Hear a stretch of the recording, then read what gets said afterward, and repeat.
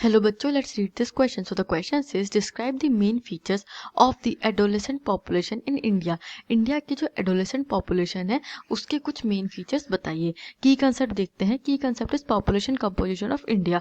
अब जब हम इंडिया की बात करते हैं तो पहले तो हम ये देखते हैं कि इंडिया में population ही काफ़ी ज़्यादा है और उसके बाद इंडिया में जो population है वो बहुत diverse population है. कोई ऐसी identical population नहीं चल रही कि सभी एक specific age group के होंगे या specific sex के होंगे, gender के होंगे.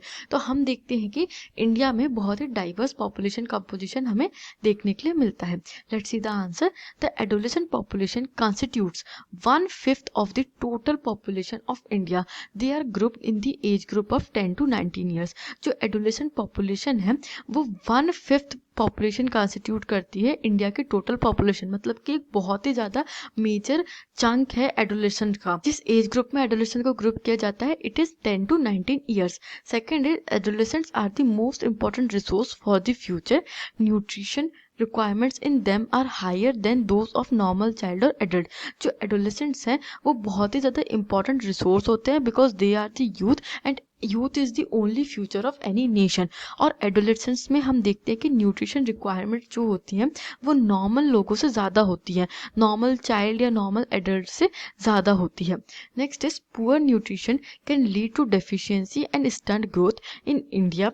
The diet availability to adolescent is inadequate in all nutrients. A large number of adolescent girls suffer from anaemia.